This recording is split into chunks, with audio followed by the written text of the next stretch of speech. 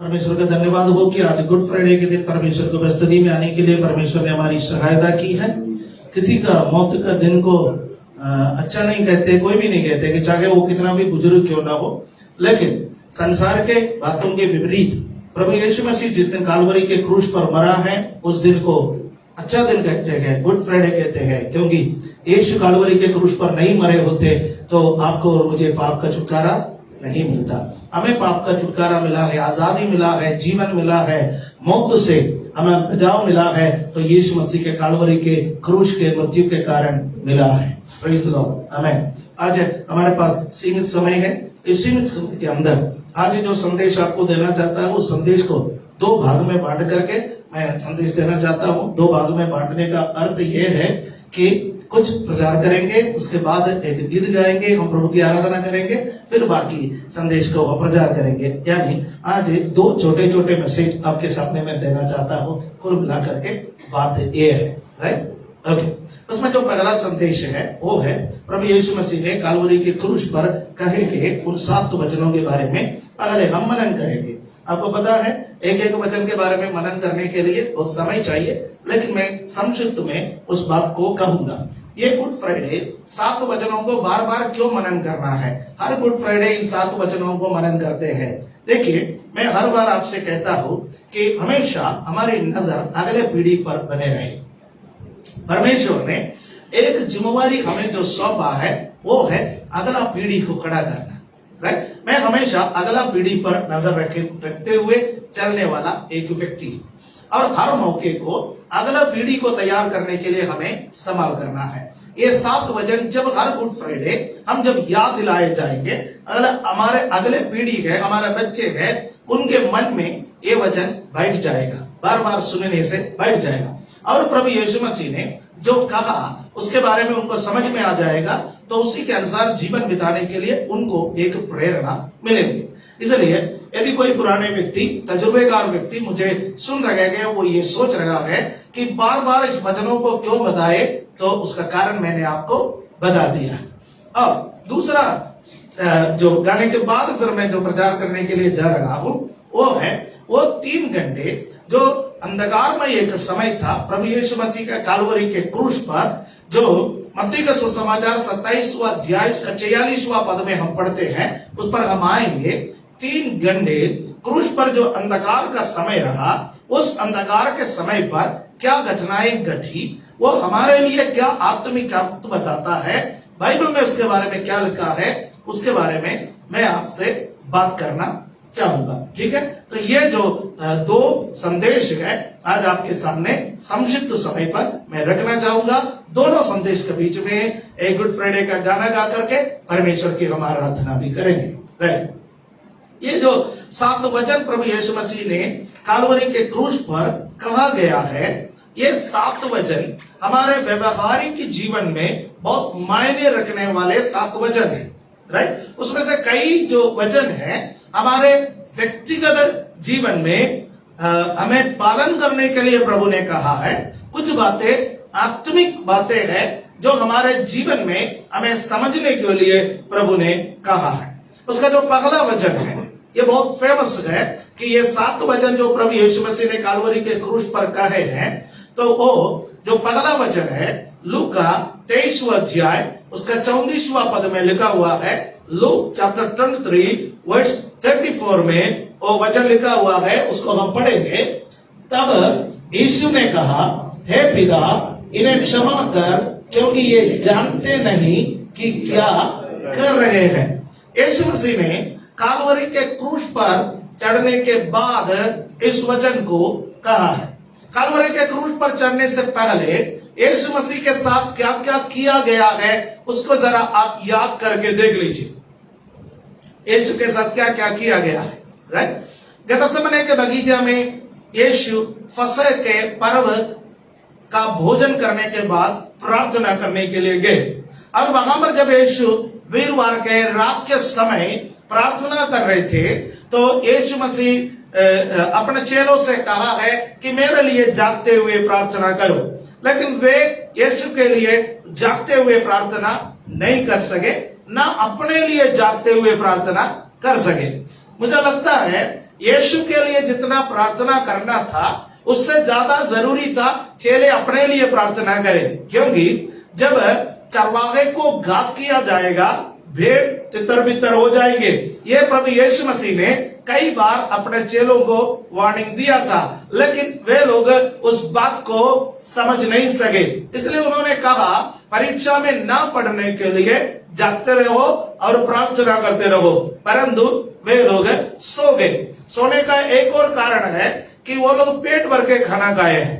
आपको मालूम है फसह का पर्व में जो बुना हुआ मेमना उनको मिला है उसको वो पेट भर के खाए हैं। यीशु तो उसका अर्थ को समझ करके उनको खिला रहे थे कि ये मेरा शरीर है जो टुकड़ा होना है, क्योंकि वो मेमना यीशु मसीह का शरीर को दर्शाता है, यीशु मसीह को स्वयं को दर्शाता है। उससे पहले वो रोटी यीशु मसीह का शरीर को दर्शाता है, फिर जो दाखरस उन्होंने दिया यीशु मसीह का लहू को दर्शाता है। ये सब प्रभु भोज का पहला प्रभु भोज, अंतिम फसह और पहला प्रभु भोज जो उसका आजकल भी अनुसरण करते हैं, क्योंकि यीशु मसीह ने कहा मेरे याद के लिए, मेरा स्मरण के लिए यही किया करो। यह सब हुआ गतसेमने बगीचे में। उस अच्छे भोजन के बाद वे लोगों को सोने के अलावा कोई काम नहीं था। शायद दिन भर वे थके हुए थे, क्योंकि फसह का पर्व को तैयार करना, फसह का भोज को तैयार करना कोई आम बात नहीं है। उसके लिए भागदौड़ होते गए, कमरा तैयार करना है, भोजन तैयार करना है, सारे व्यवस्थाएं करना है। वो थक गए, वे सो गए। कई बार हम भी चेलों के समान हैं। भागदौड़ की जिंदगी में परमेश्वर के बातों पर ध्यान देने के लिए हमारे पास इतना टाइम नहीं रहते गए। हम शारीरिक रूप से भी कई बार सो जाते गए, आत्मिक रूप से भी कई बार सो जाते हैं। लेकिन यीशु चाहता है कि परीक्षा में ना पढ़ना है तो हम जागते रहो।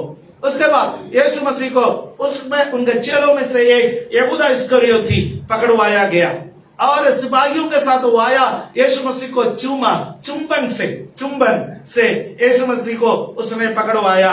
और उसके बाद हम एक बात देखते गए, यीशु को पूरे रात अलग अलग अदालतों में लेकर के गए, यीशु को यातनाएं दी गई। हर व्यक्ति यीशु पर अपना हाथ को साफ किया है, राइट। हिंदी में कहावत आपको अच्छी तरह से मालूम है कि हर व्यक्ति हाथ साफ करना, आने जाने वाले लोगों ने, सिपाहियों ने, अधिकारियों ने, जिसको जो मर्जी जैसा लगता था वैसा यीशु के शरीर के साथ उन्होंने सलूक किया है।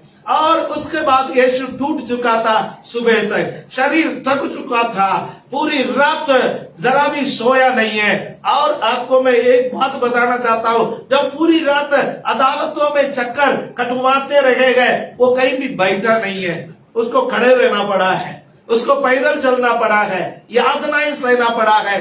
एक आम व्यक्ति के लिए जितना यातनाएं सहना था उससे कई गुना ज्यादा यातनाएं प्रभु यीशु मसीह ने अपने जीवन में सहा है, राइट। उसके बाद हम देख सकते हैं कि उसके बाद हम इस बात को देख सकते हैं कि उनको सूली पर चढ़ाने की आज्ञा पिलातुस ने दिया है। उससे पहले पिलातुस ने उसको कोड़े मरवाए, रोमियों के कोड़े, यहूदियों के कोड़े नहीं, और रोमियों के कोड़े मरवाए गए हैं, जिन चमड़े के रस्सियों में कटीले जो लोहे के टुकड़े और बहुत नोक वाले जो हड्डियों का टुकड़े सब बांध कर रखे हुए थे, उसको यीशु मसीह के पीठ पर ऐसा मारा गया है। वचन में लिखा हुआ है, हल चलने के बाद खेत जैसे दिखाई देता है वैसा यीशु का पीठ दिखाई देने लगा है। मांस के चितले उखड़ उखड़ करके यीशु मसीह के शरीरों में से बाहर आए हैं। बहुत लहूलुहान हो गया है यीशु, बहुत यातनाएं यीशु मसीह ने सहा है।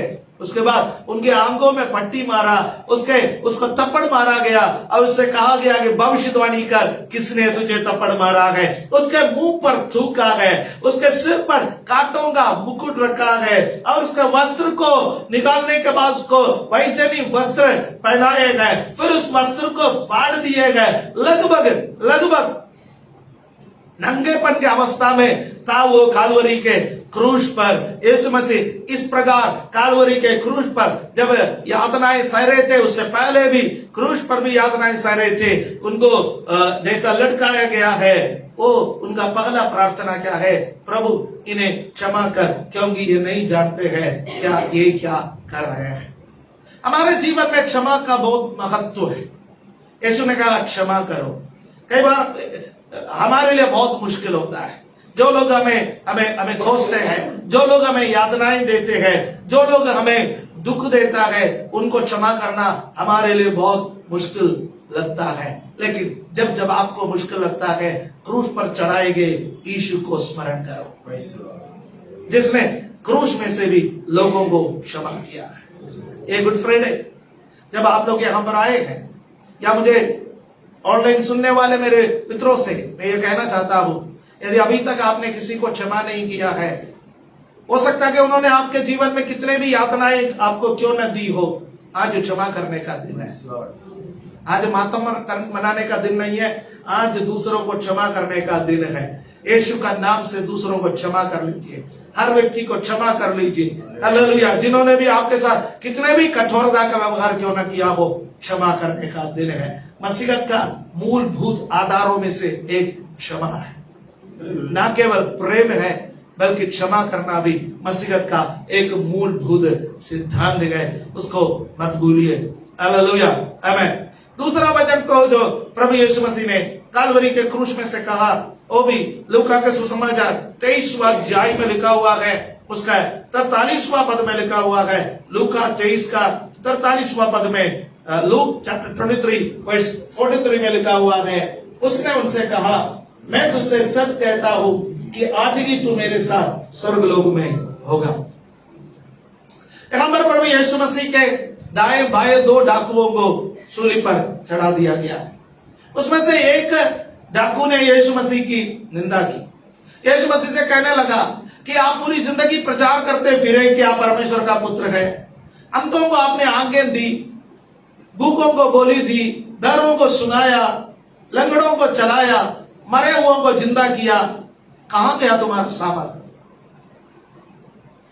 अरे आप परमेश्वर का पुत्र है तो अपने आप को बचा ले, हमें भी मौत से बचा ले। हम तो नरकीय मौत का सामना कर रहे हैं और हम यहां से बचना चाहते हैं, और आप कहते हैं कि आप परमेश्वर का पुत्र है। यीशु मसीह का मजाक उड़ाया, और जब यीशु मसीह का मजाक उड़ाया, ये दूसरा चोर भी सुन रहा था। अब उसने उस चोर को डांटा और उससे कहा कि तू क्या कह रहा है? हम तो ये जो दाएं बाएं हैं, हम तो न्याय संगत दंड पा रहे। हमने गलती की, हमने डाका डाला, चोरी की, हमने हत्या की, हमने बलवा की, हमने देशद्रोह का मुकदमा हम पर होगा, कई प्रकार के बातें हमने की, अपराध है। अब हम अपने अपराध के दंड भुगत रखा गए, परंतु ये जो व्यक्ति है इसने कोई पाप नहीं की, ये निष्कलंक है। हालेलुया। उसने माना यीशु निष्कलंक है। हालेलुया। आपको आपका उद्धार का पहला आरंभ वही से होता है जब आप मानते हैं मैं एक पापी हूं पर यीशु निष्कलंक है। हालेलुया। हालेलुया। वो निष्कलंक यीशु मेरा जगह पर कालवरी के क्रूस पर मरा। जगह मैं मरना था, मेरे स्थान पर यीशु मरा है। जब आप ऐसा विश्वास करते हैं, यीशु मसीह का सामर्थ्य आपका जीवन में आता है, वो उद्धार के सामर्थ्य में परिवर्तित हो जाता है। हालेलुया। और उसने यीशु मसीह से कहा, प्रभु तू जब राजा बनकर के आएगा मेरी भी सुधि लेना। अनंत जीवन पर विश्वास करने वाला डाकू, ना केवल उसने यीशु मसीह का निष्कलंकता पर विश्वास किया, ना केवल उसने ये माना कि यीशु परमेश्वर का पुत्र है, वो अनंत जीवन पर भी विश्वास किया। उसने माना यीशु एक दिन राजा बनकर इस पृथ्वी पर आएंगे। हम इस संसार में बहुत सारे ऐसे लोगों को देखते गए जो तात्कालिक रूप से प्रभु यीशु मसीह पर विश्वास करते गए। चंगाई मिलने के लिए यीशु पर विश्वास करने वाले लोग हैं, आशीष मिलने के लिए यीशु पर विश्वास करने वाले लोग हैं, कर्जे से छुटकारे के लिए प्रार्थना करवाने के लिए यीशु पर विश्वास करने वाले लोग हैं, संतान प्राप्ति के लिए प्रार्थना करवाने के लिए यीशु मसीह पर विश्वास करने वाले लोग हैं, संसारिक आशीषों के लिए यीशु पर विश्वास को कन्फर्स करने वाले लोग हैं। परंतु मैं आपको एक बात बताना चाहता हूं कि इस संसार पर नहीं, हमारा विश्वास एक आने वाले सारे संसार पर है।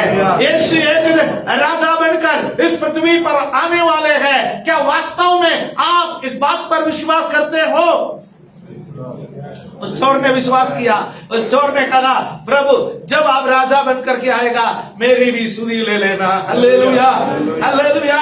आपके सिर के ऊपर जो बोर्ड लगा दिया गया है INRA, हालेलुया, INRA, नासर यीशु यहूदियों का राजा, ईसस नासरत रस एडोरियम या जुडोरियम, ये जो शब्द है इसका शॉर्ट फॉर्म INRA आजकल क्रूस के ऊपर लिखा हुआ आपको कई जगहों पर दिखाई देता है। नासर यीशु यहूदियों का राजा। सारे दुनिया उस बोर्ड पर जब मजाक कर रहे थे, ओ यहूदियों का राजा, ओ यहूदियों का राजा, सब लोग जब मजाक कर रहे थे, वो डाकू जो यीशु मसीह के साथ सूली पर चढ़ाया गया उस पर विश्वास किया। हालेलुया। क्या आपको हिम्मत है सारे दुनिया यीशु पर मजाक करे, सारे दुनिया बाइबल पर मजाक करे, सारे दुनिया आपका विश्वास पर मजाक करे, सारे दुनिया हालेलुया पर मजाक करे, सारे दुनिया विश्वास जीवन का मजाक जब उठाए, तब भी यीशु के लिए उस अपमान के बीच में भी खड़ा रहने का हिम्मत है आपने? ऐसा है तो यीशु कहता है तू मेरे साथ स्वर्ग लोक में होगा। हालेलुया। उसके लिए निंदा सहने वाले लोगों, उसके लिए कष्ट सहने वाले लोगों, उसके लिए अपमान सहने वाले लोगों, वो आप उसके साथ एक दिन स्वर्ग लोक में होगा। हालेलुया। उस प्रेरित कहता है यदि हम उसके साथ निंदा सहा है तो उसके साथ राज्य भी करेंगे। एक दिन यीशु राजा बनकर इस पृथ्वी पर वापस आने वाला है। हालेलुया। समय के भाव से मुझे आगे जाने दीजिए। यूहन्ना 19वां अध्याय उसका 26 और 27वां पद में, हालेलुया, तीसरा वचन को हम दिखाई देता है। John chapter 19 versus 26 and 27। यीशु ने अपनी माता और उस चेले को जिससे वो प्रेम रखता था पास खड़े देकर अपनी माता से कहा, हे नारी देख ये तेरा पुत्र है। तब उस चेले से कहा, देख ये तेरी माता है। और उसी समय से वो चेला उसे अपने घर ले गए। हमें मालूम है ये यीशु कालवरी के क्रूस पर जब पड़े रहे या टांगा गया, उस वक्त यीशु मसीह के करीब उसकी माता मरियम थी। क्यों? क्योंकि जो भविष्यवाणी यीशु जब 8 दिन का था मंदिर में जब लेकर के गए, उस वक्त शिमियोन ने यीशु को हाथ में लेकर के जो भविष्यवाणी की, हन्ना ने यीशु के लिए जो वचन कही गई, वो सारे वचन मरियम ने अपने हृदय में संभाल के रखे। हालेलुया, आमीन, आमीन। एक बच्चे के हर बात माता से पूछो, माता बता देगी, पापा नहीं बता सकता, राइट? माता को मालूम है हर बात, यीशु के बारे में कही गई हर एक बात माता मरियम को मालूम है। और क्रूस में आखिरी समय तक माता मरियम यीशु मसीह के करीब थी और उनके साथ कुछ और महिलाएं भी थी। उनके बारे में हम मत्ती का सुसमाचार में थोड़ी देर पहले पढ़ करके सुना। और जब अपनी माता को देखा उस असहनीय दर्द के बीच में भी उसको लगा पूरी सेवकाई मेरे पीछे पीछे ये महिला जो मेरी माता है वो घूमती रही। बचपन में मेरे जरूरतों को पूरा करने के लिए परमेश्वर ने इस महिला को इस्तेमाल किया, मुझे सिखाने के लिए, मेरा परवरिश करने के लिए। बड़ा बेटा होने के नाते इसका बूढ़ापे का जिम्मेवारी मेरी है, परंतु मैं मेरा स्वर्गीय पिता के पास जा रहा हूं, मेरा इस संसार के जीवन को मैं समाप्त कर रहा हूं। अब ये महिला इसके बूढ़ावस्था में कहां रहेगी? याद रखना, उस समय तक यीशु मसीह के चेले यीशु मसीह पर विश्वास नहीं किया करते थे। याकूब जिन्होंने पत्र लिखा, यहूदा जिन्होंने पत्र लिखा, वो यीशु मसीह के भाई लोग हैं, परंतु वे लोग उस समय तक विश्वास नहीं रखते थे। यीशु को लगा मेरी माता को किसी अविश्वासी के घर में छोड़ने से बेहतर भले मेरा भाई क्यों ना हो, मेरा विश्वासी चेले के घर में छोड़ो। हालेलुया। और यीशु मसीह अपने माता को देकर के कहा, मैं तुम्हारा बड़ा बेटा तू मानती है, तो आज से मेरा चेला यूहन्ना को तो बेटा बेटा मान ले। अब बाइबल में लिखा है, उस चेले से कहा ये तेरी माता है, ये तेरी माता है। और बाइबल में लिखा है उस दिन से उस चेले ने उस माता को अपने घर में लेकर के गया। आपका पारिवारिक मूल्य क्या है? आज संसार में लोग जब पैसे वाला बन गए हैं, लोग पढ़े लिखे बन गए हैं, लोग कमाने वाले बन गए हैं, सभ्य बन गए हैं, तो पारिवारिक मूल्यों का कोई वैल्यू या पारिवारिक मूल्यों को अहमियत नहीं देते लोग। जब हमारे माता पिता बुजुर्ग हो जाए उस वक्त संभालने की जिम्मेवारी हमारे ऊपर है। यहां बैठने वाले हर एक बच्चे से मैं कहना चाहता हूं, आपके माता पिता ने आपको बचपन में पाल पोस करके बड़ा किया है, आपके हर दुख और सुख में आपके संग रहे। जब आप छोटे थे, आप जब जागते थे, आपके माता पिता आपके संग जागते थे। आपको जब बुखार आते थे वो कभी सोते नहीं थे, आपके संग रहते थे। आपके हर प्रकार के आपके माता पिता ने आपका परवरिश की। कभी जिंदगी में बुढ़ापे में उनको अकेला मत छोड़ना। हमारा नौकरी अच्छा है, कितने भी पढ़ा लिखा बन सकता है, पढ़े लिखे बन जाओ। जितने देशों में आप भ्रमण कर सकता है उतना देशों में आप भ्रमण करो, लेकिन कभी भी अपना माता पिता को अकेला मत छोड़ो। हालेलुया। वो आपकी जिम्मेवारी है। उनको जितना आनंद दे सकता है कि आनंद दे, जितना खुशियां दे सकता है कि उतना खुशियां दो। उनको अपने साथ रखो, उनको उनके बारे में सोचो। हालेलुया, आमीन। कालवरी के क्रूस में भी पारिवारिक मूल्यों को अहमियत तो देने वाला एक यीशु। हालेलुया, आमीन, आमीन। वो मरने के बाद बैठ करके रोने से कोई फायदा नहीं है। जब वो जिंदा है उनको खिलाइए, जब वो जिंदा है उनको कपड़ा दीजिए, जब वो जिंदा है उनको घुमाइए, जब वो जिंदा है उनका देखभाल कर लीजिए। मरने के बाद बैठ करके रोए, हर साल रोए, हर साल माला बदले, हर साल कुछ लगा दे, हर साल आलू पूड़ी उनके फोटो पर लगाए, कोई फायदा नहीं है।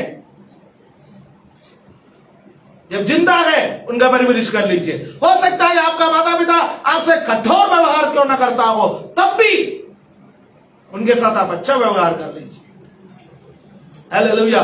कई बार बुजुर्ग अवस्था में आता है, मानसिक रूप से वो कमजोर हो जाता है। एक ही बार 10 बार बोलता होगा, 20 बार बोलता होगा, हर बात के लिए आपको ठोकता होगा, घर में उद्यमी क्यों ना बचाते हो, फिर भी आपका माता पिता आपकी जिम्मेवारी है उनका देखभाल करना।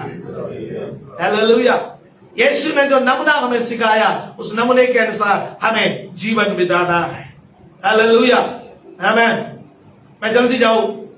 मत्ती 27 उसका 46वां पद, मैथ्यू 27:46, उसमें क्या लिखा हुआ है? तीसरे पैर के निकट यीशु ने बड़े शब्द से पुकार कर कहा, एली एली लम्मा शबक्तनी, अर्थात हे मेरा परमेश्वर तूने मुझे क्यों छोड़ दिया।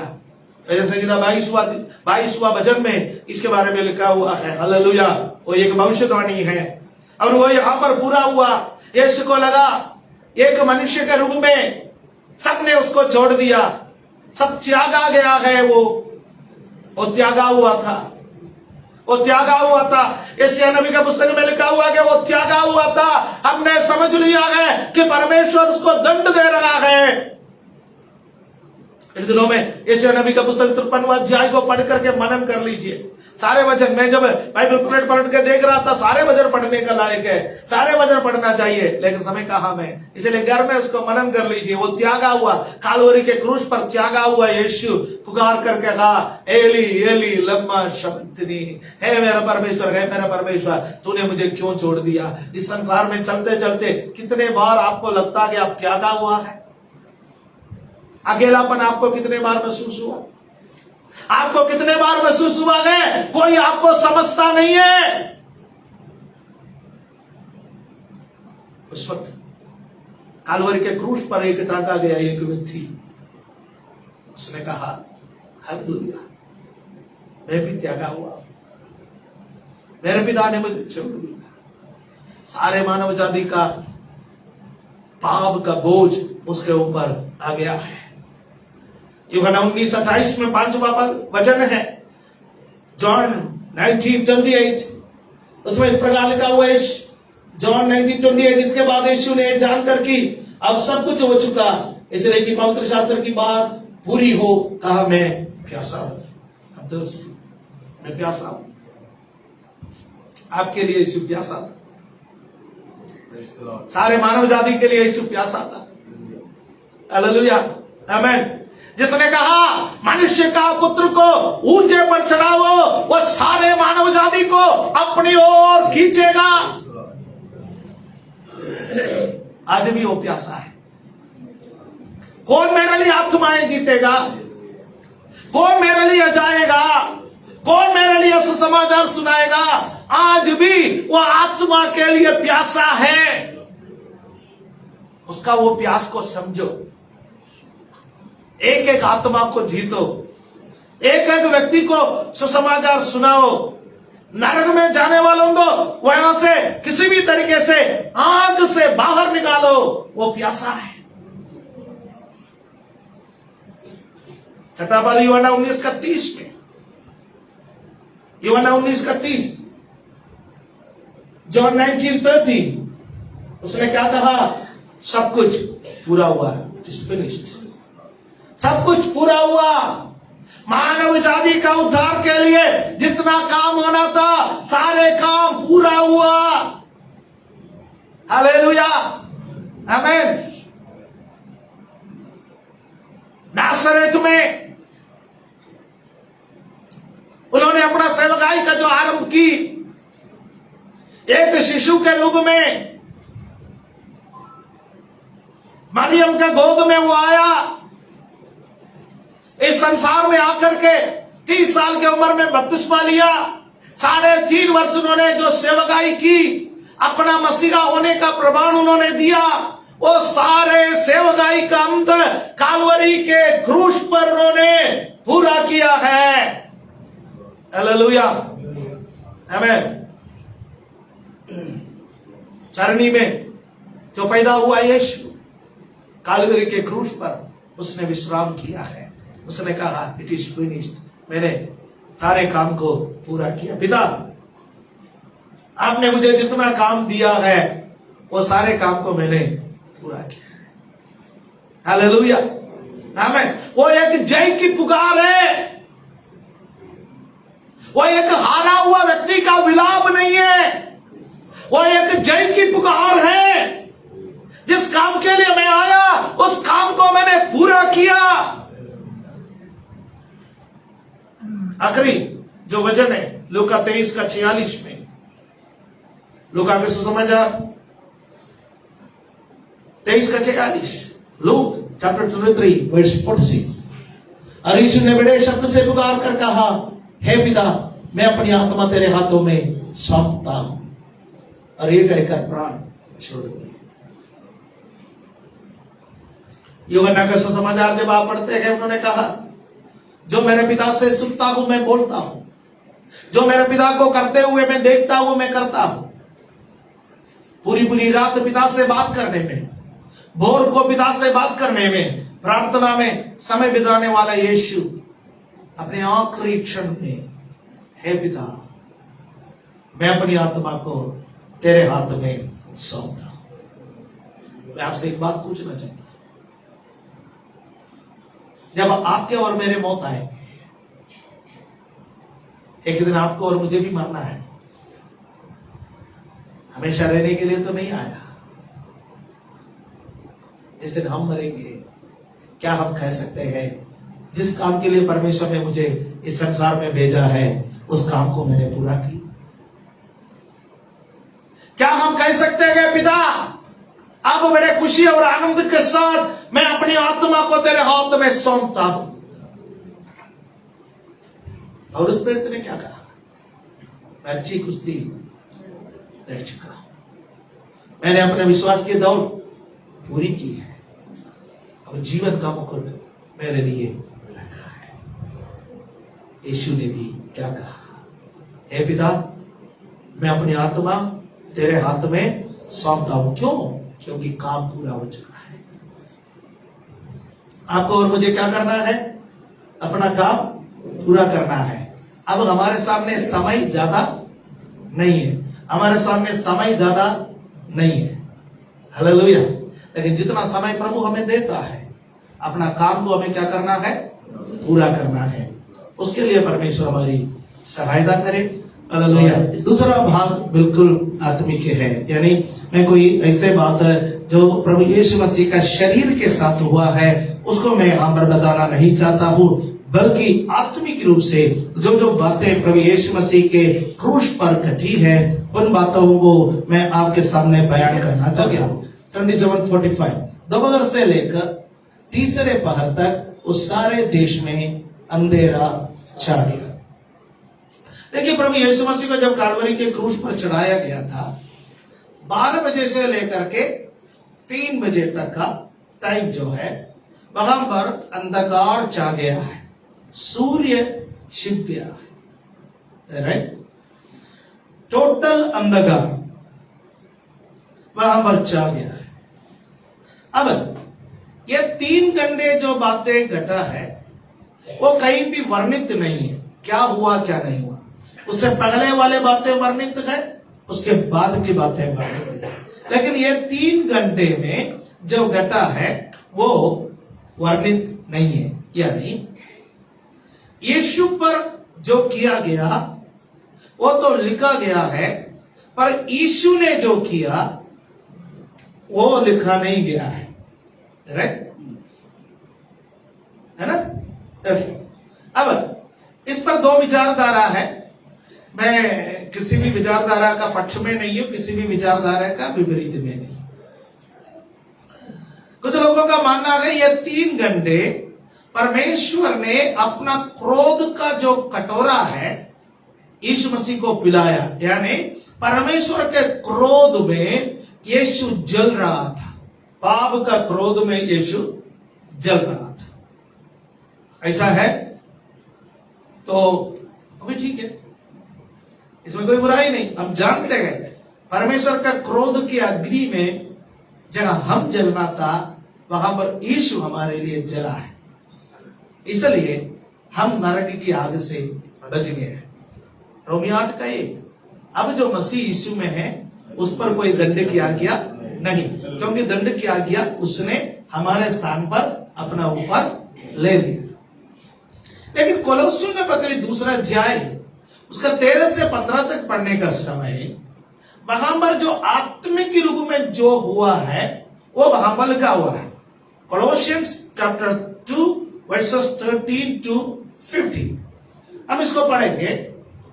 और उसने तुम्हें भी जो अपने अपराधों और अपने शरीर की कतना रहित दशा में मुर्दे थे उसके साथ जिलाया और हमारे सब अपराधों को क्षमा किया। 40 और विधियों का उल्लेख और सहायक नियम जो हमारे नाम पर और हमारे विरोध में था मिटा डाला और उसे क्रूस पर कीलों से जड़कर सामने से हटा दिया गया है। एक और बार इस पद को जरा ध्यान से पढ़ लीजिएगा।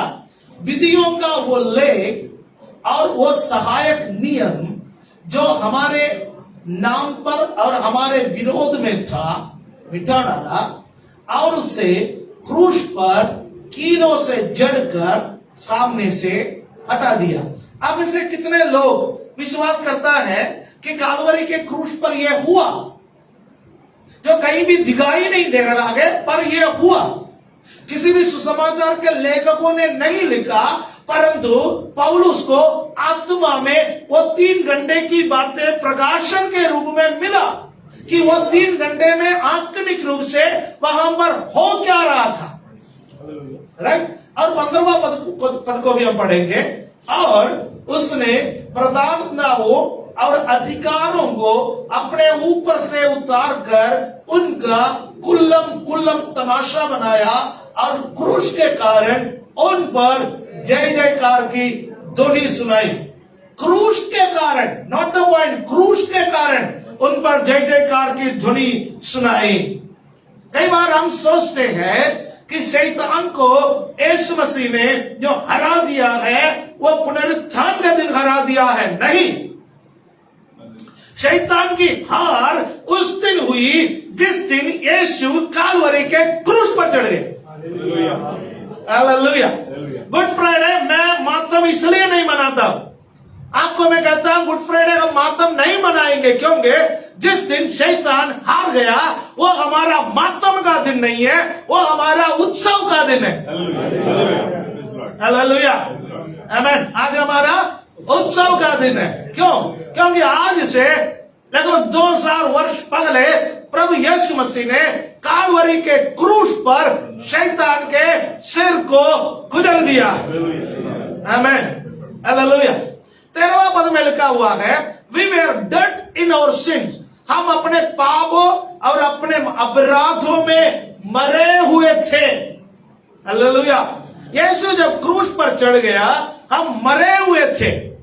We were in our sinful nature, हम अपने आपराधिक या शरीर की दशा में थे, आपराधिक दशा में थे, या अपराध का स्वभाव था हमारे अंदर। आमीन। परमेश्वर ने क्या किया? मसीह यीशु के साथ हमें जिलाया। जब हम बपतिस्मा लेता है यही होता है, जब हम बपतिस्मा लेता है क्या होता है? हमारे अपराधों और हमारे पापों में हम मरे हुए थे और हम बपतिस्मा के द्वारा यीशु के साथ जिलाए जाते गए। जिलाए जाने का अर्थ है एक नया जीवन मिलना, एक नया जीवन। क्रूस ने हमें एक नया जीवन दिया। हालेलुया। कितने लोग कह सकते हैं क्रूस ने मुझे एक नया जीवन दिया?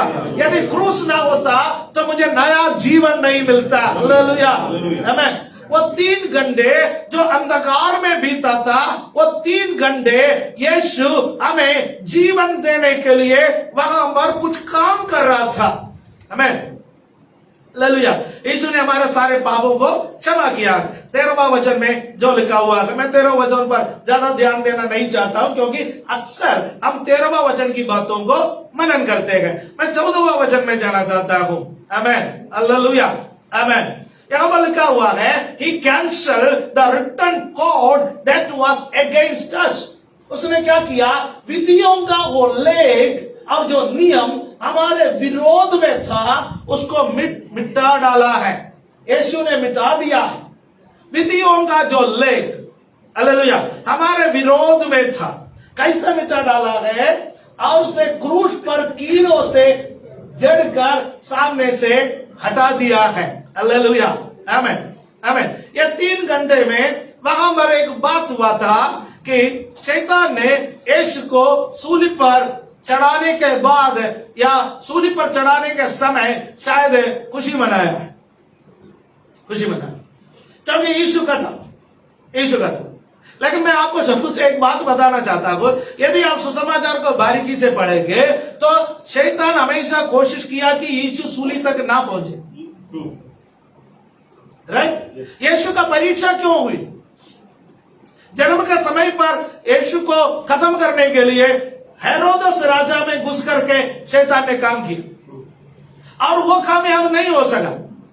उसके बाद यीशु सामने आया ही नहीं, शैतान ढूंढते रहा। 30 वर्ष तक यीशु को ढूंढते रहा, 30 वर्ष तक यीशु मिला नहीं।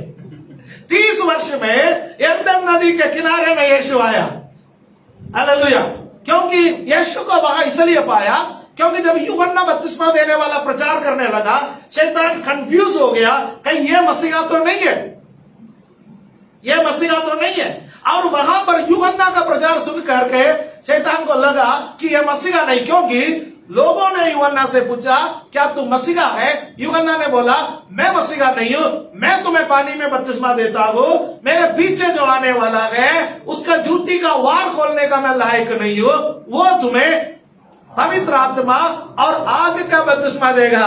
शैतान ने कहा दैट्स इट, ये तो मसीहा नहीं है, इसका पीछे एक आने वाला है। भैया जिसका जूती का वार थोड़ा ज्यादा मजबूत है, जूतियों में देखते रहो, जो जूती यूहन्ना से नहीं खुल पाएगा वह। हालेलुया। एक दिन वो बंदा आया है, आमीन, एक दिन वो बंदा आया है। वो बंदा जब आया है तो यूहन्ना ने कहा, देखो सारे जगत का पाप को उठाने वाला परमेश्वर का मेमना। शैतान पीछे पड़ गया, पीछे पड़ गया। जब आपके बारे में अच्छा गवाही आता है, क्या समझ लेना शैतान पीछे पड़ेगा। हालेलुया, आमीन। कुछ लोगों को मैं बोलता हूं गवाही बोलो ही मत। हालेलुया, आमीन, आमीन। गुप्त रखो। एक मजे की बात बताओ, पिछले इतवार के दिन एक बहन ने एक बड़े खुशी से गवाही दिया, जब से कलीसिया में आता है कि मेरा पति दारू छोड़ दिया है, पीता ही नहीं है। प्रभु का धन्यवाद हो, हम सबने ताली बजाया। हालेलुया। सोमवार का दिन दोपहर को मेरे पास फोन आ गया है, पास्टर जी। बाकी आप समझ गए। हालेलुया। और बाकी मेरे से और राजेंद्र भाई से पूछ लेना। Praise the Lord, amen। कई बार ऐसा होता है, हम गवाही बता देता है कि आपका जीवन का अनुभव भी है, कैसे गवाही बता देता है कि शैतान क्या करता है, पीछे पड़ता है। क्यों? हमारा विश्वास को हटाने के लिए, हमारे जीवन को गिराने के लिए शैतान ऐसा कार्य करता है। आमीन। वहां पर क्या हुआ है कि शैतान यीशु का पीछे पड़ा, यीशु का परीक्षा दिया कि कहा दुनिया का सारा वैभव उसको दिखाया, कहा मुझे थोड़ा सा दंडवत करो, गिर करके दंडवत करो, ये सब किसका हो जाएगा, तुम्हारा हो जाएगा। यीशु ने कहा शैतान तू मुझे क्रूस नहीं दिखा रखा है, फिर क्या दिखा रखा है तू मुझे, हालेलुया, चमक दमक दिखा रखा है। मैं क्रूस पर मरने के लिए आया, मैं चमक दमक के लिए नहीं आया, क्रूस पर मरने के लिए आया हूं। इन बिटवीन सेवकाई के बीच में एक बार शैतान पतरस का पीछे आ गया, पतरस का पीछे आ गया, राइट। मैं ये नहीं कहूंगा पतरस में घुस गया है, पतरस का पीछे आ गया, राइट। आमीन। पतरस का पीछे आकर के सुन रहा था, यीशु मसीह पतरस से कह रहा था कि ओ मुझे सूली पर मरना है, मुझे सूली पर मरना है, मनुष्य का पुत्र कष्ट उठाने के लिए आया है। आज मैं तुम्हारे साथ हूं, कल मैं तुम्हारे साथ नहीं रहूंगा, मुझे स्वर्ग में जाना है, पिता ने जो काम दिया है वो सब मुझे पूरा करना है, राइट। बाकी सारे चेले थे। और पतरस यीशु मसीह से कहकर थोड़ा साइड में आ जाइए, कोई साइड में ले जाता है कि थोड़ा खतरा है। पतरस यीशु मसीह को डांटने लगा, शुभ बातें नहीं निकालते मुंह से। अब तो हमारा सेवकाई बड़े बड़े बड़े बड़े बड़े ऊपर ऊपर ऊपर ऊपर जा रहा है, कितनों मुर्दों को अब जिंदा करना है, कितना कोड़ियों को शुद्ध करना है, कितने चंगाई और चमत्कार करना है। और आप मरने की बात इस समय पर, सुबह के समय अच्छा नहीं लगता। यीशु ने पतरस का पीछे का शैतान को देखा, बोला है शैतान दूर हो जा। हालेलुया, आमीन। आपको याद है कि शैतान हर संभव अपने आप, दूसरों के द्वारा, चेलों के द्वारा, हर तरीके से यीशु को सूली तक पहुंचने के लिए रोक रहा था, क्योंकि शैतान को मालूम है यह शख्स सूली पर यदि चढ़ गया तो मेरा सिर फिर गर्दन पर नहीं होगा, मैं कुचला हुआ सिर के साथ पूरी जिंदगी बिताना पड़ेगा।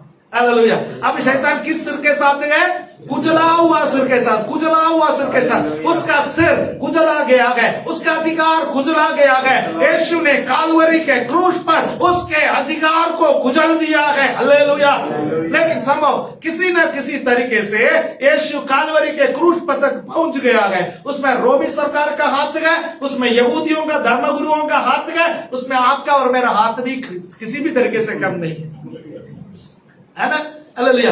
हमारा पाप, इतना अधिक पाप ने यीशु मसीह को कहां तक पहुंचा दिया गया, क्रूस तक पहुंचा दिया गया, क्रूस तक पहुंचा दिया गया।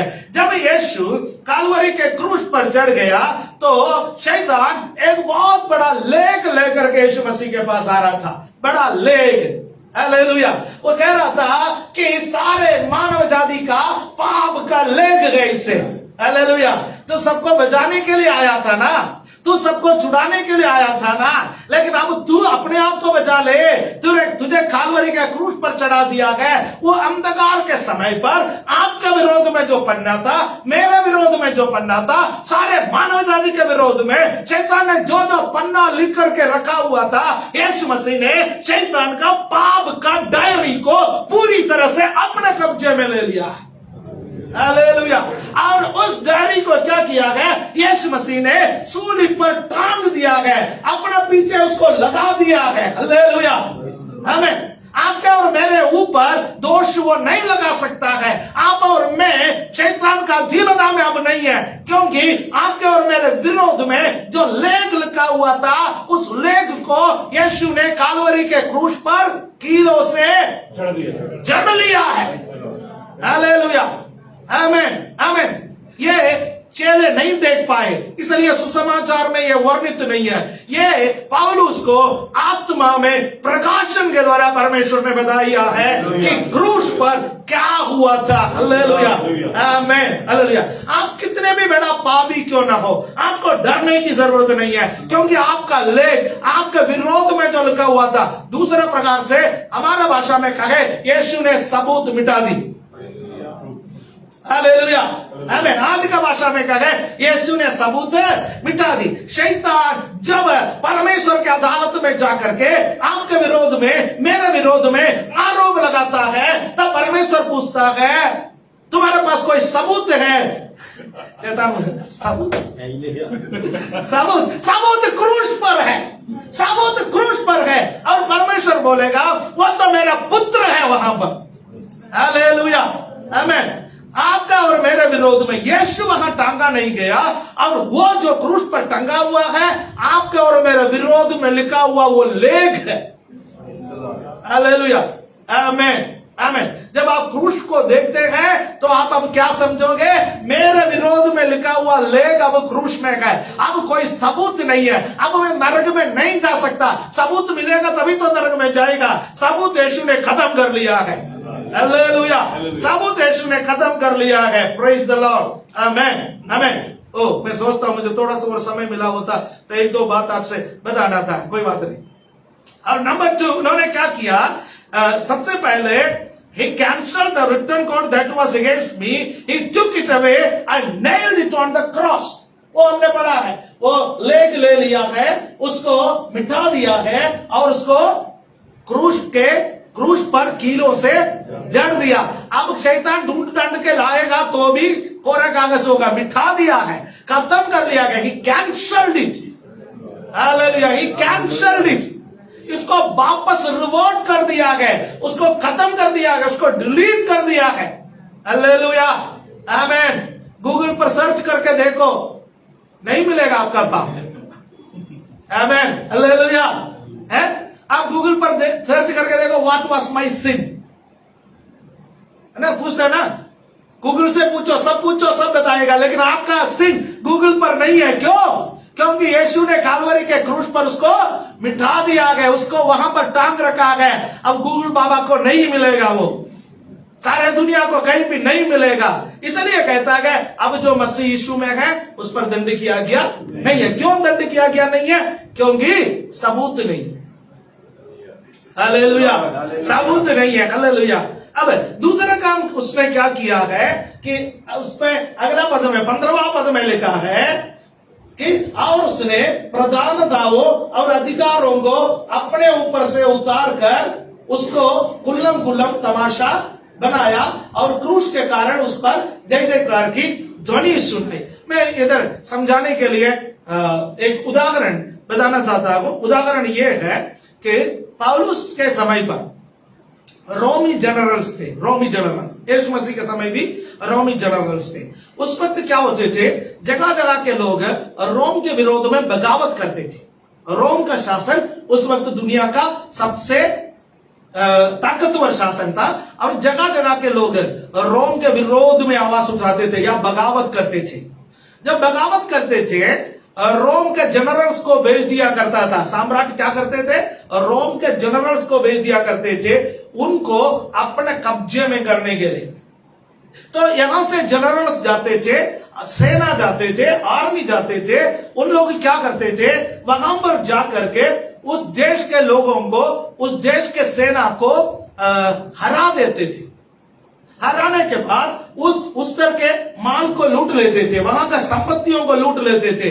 लूट करके जब वापस आते थे, वहां के लोगों को जो उनके विरोध में लड़ते थे, खास तौर से रोम के लिए जो लोग खतरा बने हुए थे, जिनका नाम होते थे, जिनका नाम पर रोम में खतरा बना हुआ था, एक दिन रोम के लिए ये घातक स्थापित होंगे, लोग उनका नाम सुन करके डरते थे, उनको भी जिंदा पकड़ते थे। उसके बाद रोम में प्रवेश करने से पहले, रोम में प्रवेश करने से पहले वे लोग क्या करते थे, उनको एक जुलूस के रूप में रोम में प्रवेश करते थे। सबसे पहले रोम के जो जनरल्स होते थे वो अपने संपूर्ण ड्रेस पहनते हुए आगे आते थे, उसके बाद सिपाही लोग आते थे, उसके बाद लूटे हुए माल आते थे, उसके बाद सबसे पीछे उन सैनिकों को, उन दुश्मन जनरल्स को पकड़ के उनको क्या करते थे, उनको निर्वस्त्र कर देते थे। निर्वस्त्र करके, लज्जा का पात्र बन करके पूरे शहर में घुमाया करता था जुलूस में, और उसमें रोम वासियों को यह बताते थे तुमको अब डरने की जरूरत नहीं है, क्योंकि जो दुश्मन तुम्हारे विरोध में लड़ते थे और वो बिना हथियार, बिना अपना वस्त्र यहां पर घूम रहा है, हमने तुम्हारे दुश्मनों को अपने कब्जे में ले लिया है। अब ये दुश्मन तुम्हारे विरोध में कुछ भी नहीं कर सकते गए। इसको कहते गए कुल्लम कुल्लम तमाशा बनाना, सामूहिक रूप से उनको लज्जा का कारण बनाना, उनका हथियार स्ट्रिप करके, उनका वस्त्र को स्ट्रिप करके, उनको निर्वस्त्र होकर के शहरों में घुमाया जाना। अब इस वचन को जरा पढ़िए। यीशु ने प्रधानताओं और अधिकारों को अपने ऊपर से उतार कर, दैट मीन उनका हथियारों को निकाल करके, उनका हथियारों को निकाल करके, उनको निर्वस्त्र करके, उनको कुल्लम कुल्लम तमाशा बनाया और शैतानी ताकतों पर क्रूस के कारण जय जयकार की ध्वनि सुनाई। क्रूस पर यीशु ने वो 3 घंटे में जो काम हुआ है, एक आपका विरोध में, मेरा विरोध में लिखा हुआ लेख को क्रूस पर जड़ दिया, और दूसरा शैतान को कुल्लम कुल्लम तमाशा बनाया। अब आपको और मुझे शैतान से डरने का जरूरत नहीं है। हमारा दुश्मन हमेशा के लिए हारा गया है, हमारा दुश्मन को हमेशा के लिए कुल्लम कुल्लम तमाशा बनाया गया है। अब वो आपके सामने आकर के मैं ये हूं, मैं वो हूं, मैं वैसा हूं, मैं ऐसा हूं, मैं ये करूंगा, मैं वो करूंगा, उनको बताओ तू जा कोलोसियों का पत्री 2 अध्याय 13 से लेकर के 15 तक पढ़ ले, मनन कर ले, फिर 2 घंटे के बाद वापस आ, हम इधर ही बैठेंगे। हालेलुया, आमेन, आमेन, आमेन, हालेलुया। गुड फ्राइडे में यीशु ने शैतान को कुल्लम कुल्लम तमाशा बनाया। मेरा विजय का दिन है।